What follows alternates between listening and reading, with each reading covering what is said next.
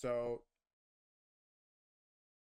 whenever I'm looking at like trying to figure out if the session is going to have good price action or just trying to kind of anticipate what the day is going to be like, I go in with the mindset that like nothing is permanent, right? And so you need to like constantly be adapting to price conditions as you get in for more information, um, as like news events come out or things like that that can kind of um, adjust your preconceived notions going into the day. So starting with that in mind, I always want to go top down as far as analysis goes. And the first thing I will do is check for draws on liquidity, right? And I have a diagram that I posted in PM before talking about the hierarchy of draws, which is just this list that I've created of the best and worst draws. And so I will be looking for basically if we have a singular draw, either to buy side or sell side, if we have conflicting draws or we have no good draws. And as long as we have one singular good draw, either to buy side or sell side, I know that price action will be decent. And this morning when I came in, I saw the conflicting draw of London lows below, and I saw the buy side draw as Asia high and ultimately all time highs, right, with the relative equal highs there. So my goal for going into the session to make sure that the trades I take were going to be in good price action were to wait for price to head lower, run out the conflicting draw, and then I would have more confidence in price delivering to the target. That's just one example. If you see like a data wick, that's where like this OSFL idea also comes about, right?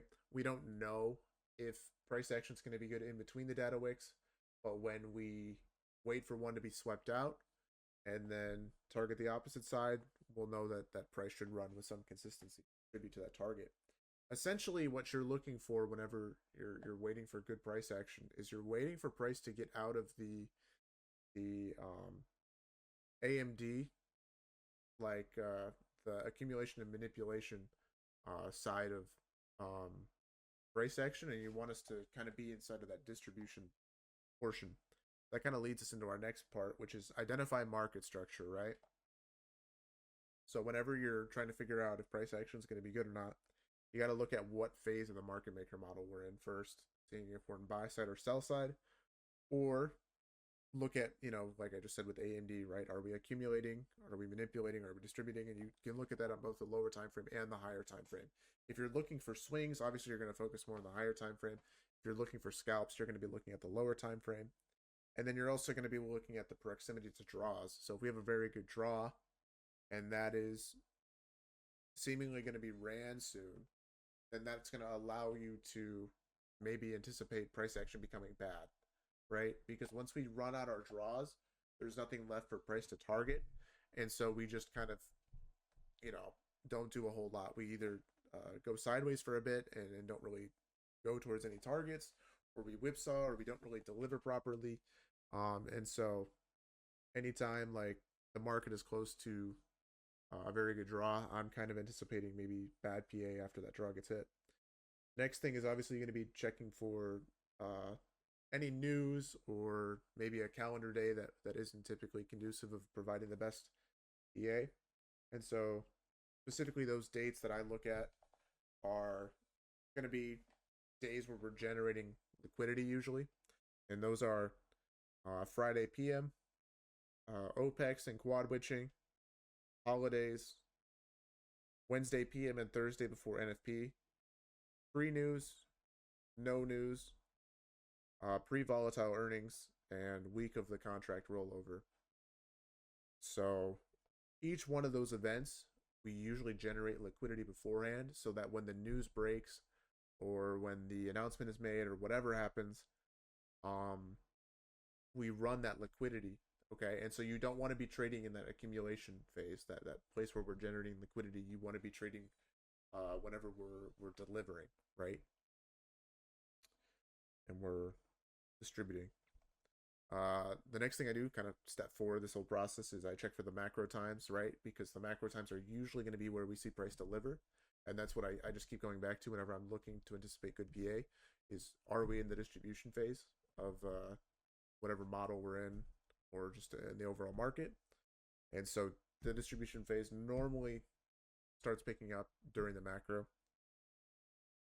And then the last thing would be to pay attention to lower time frame price action and ask, are we creating fair value gaps? Are we creating good order blocks? Are we sweeping liquidity? And then what are the characteristics of the candles? Do they have good bodies, or are they, kind of small and wicked? And then the last thing is, like, does it seem like we have volatility?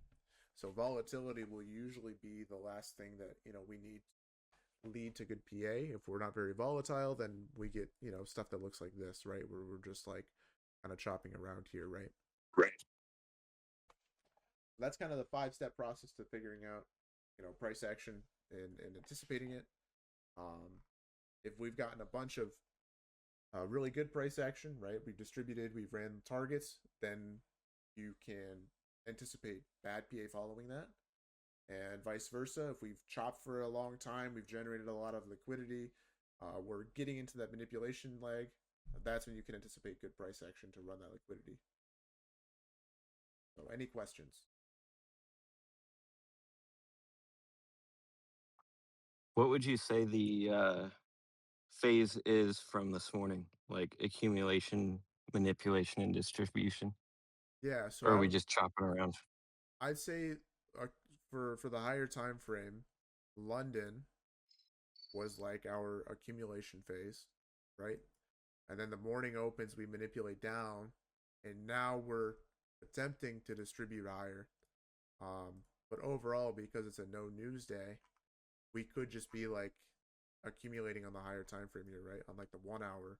And when news comes out later this week, after we've accumulated all week, that news could be like our AMD on the higher time frame. So lower time frame, we accumulate through London, manipulate down, distribute up. Higher time frame, I kind of feel like we're still accumulating. Does that help answer your question? Yeah, that makes sense. Thanks.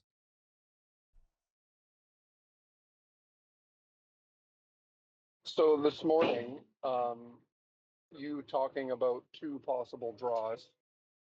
Yep. Had we gone to Asia high first, would you have basically not taken anything, especially because we're at all-time highs?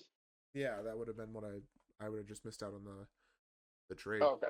Originally, I was like eyeing this 5 minute, and if this got inversed, I just assumed we would run to the highs, but obviously that failed. And the reason why was because of the conflicting draw, right? This is how we know that price action isn't very good, because whenever you see price disrespecting a bearish PD array, and then immediately it's followed by us disrespecting a bullish PD array, that's just like typical bad price action. And so when we wait for price to manipulate to London low, we still get some choppy PA, right? Because I don't know, these things happen, but at least we start to get some expansion, right? See, this typical Judas swing play out how we would expect. Um, and we're still kind of seeing that play out.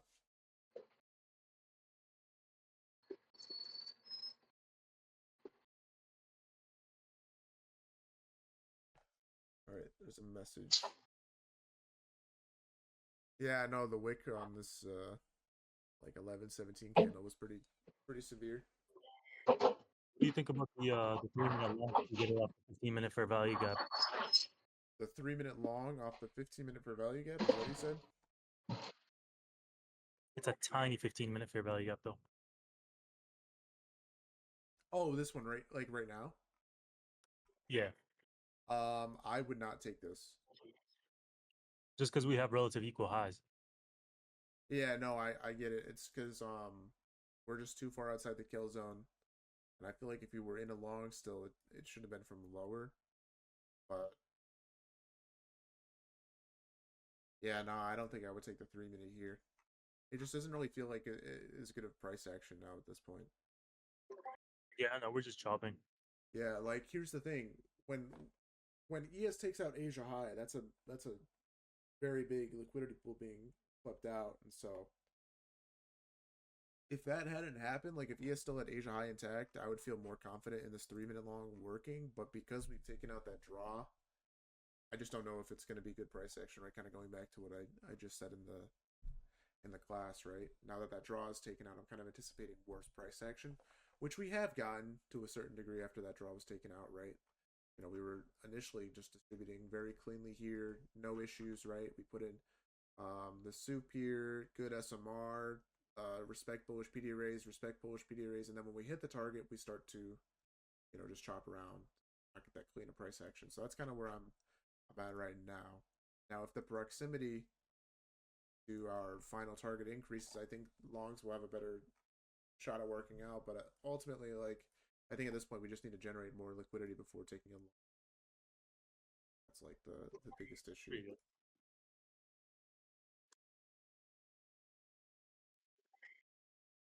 So would you say like Asia highs on NQ are still intact for PM session if we don't take them during lunch?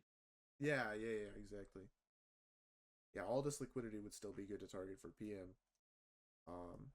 But only if we're in the kill zone. That's when we would expect it to distribute. When we're outside the kill zone, we would just expect it to kind of chop.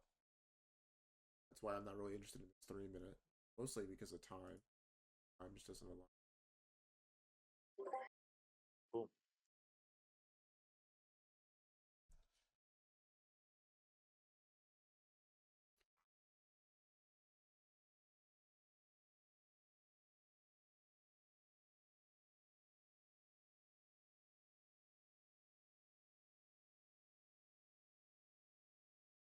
But yeah, I don't know. I think that's probably going to be it if there's no more questions.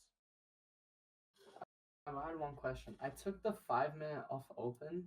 I don't Okay. know why. I just felt like because it had a good break even point. Sure. And I know you did mention something about like it wasn't a great play. Could you like sort of explain why it wasn't a great play? Yeah, because we have the conflicting draw of London low below. And so while we do want to be bullish here to run all-time highs, we just can't be certain that that's going to happen until we first manipulate down, right? We get that Judas swing.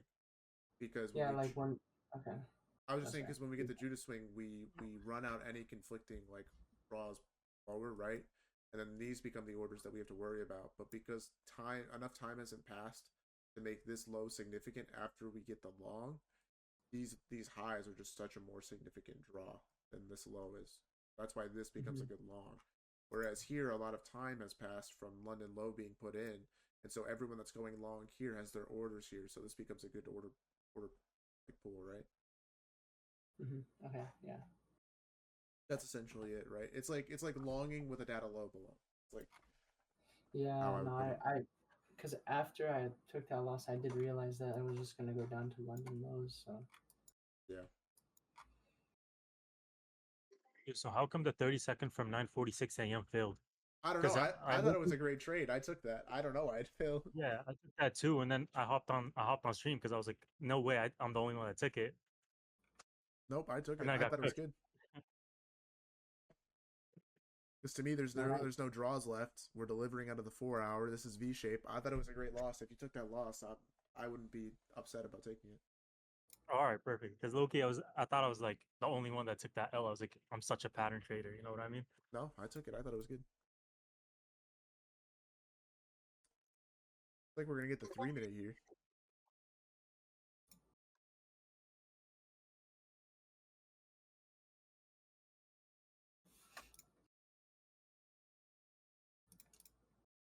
All right, reliable. I'm gonna hop off. I'm gonna see you PM session though. All right, sounds good. Yeah, if you guys want to all stop by PM, I'll see you there. Hopefully, over the next couple weeks, I know I'm gonna be covering for Ryan, so hopefully the next class is better, and we can talk on Saturday what's about the trades this happened week. to Ryan? He's just going on a vacation. He's going to Japan. Oh, I heard about that. Yeah, he's going to Japan. Yeah, I think he'll still be I- around for a couple classes though, so he'll still tune in. If you guys got calls, I think you can send him over his way too. How long is he going to Japan for? I think until like the end of the first week of November, Oh, okay. like the 6th or the 7th, maybe. I took so many break-even trades today. It was I took like 2 break-evens and 1 loss. So it's kind of annoying. Yeah. Because there was like that 5 minute as well I entered off. Like the the one that people kept asking if you like entered or not. You know what I mean? Yeah, that was a good scale there, and then break even. And specifically in the stream, I was saying, it's probably good to scale here because the SMT, jump after. Yeah, the only time I'll ever care about those SMTs is they're at external liquidity, right? Yeah. So now, like, because we're not in like the kill zone, and you said you're helping on PM. Are you gonna like keep watching the charts now, or are you gonna hop off for a bit, like I'll for hop off for a psychology? Or bit. Yeah, I'm you just hop off? Okay. yeah, I gotta do some stuff. I gotta eat. It's always good to take a break from the charts, especially after a morning session, allow you to decompress and maybe Yeah, think no, about because the I was just loss. wondering. You're always doing like the AM and PM, so I was just wondering, like in between, like the kill zones, do you like still monitor the charts or not? Nah, I mean, if I get like a message from somebody, they're like, "Dude, look at how good this looks," then I'll like hop on Yeah. and I'll say something. But for the most part, nah, I'm off the charts. Yeah. Nah, that's good though. Yeah. It looks like they're gonna hit though. Yeah, The 3 minutes high. looks decent. I know somebody entered. I heard it. So if you're in this 3 minute, I guess good luck. But yeah, I'll catch all of you. I guess for PM in a couple hours here. This was recorded, right? Yep, this one's recorded. Oh, good. I'm gonna take notes on your introduction, just because I'm at work. Like, Yeah, sounds good. hell yeah, man. Thank you. All right. Thanks, man. Thanks, man. Thank you guys. Bye.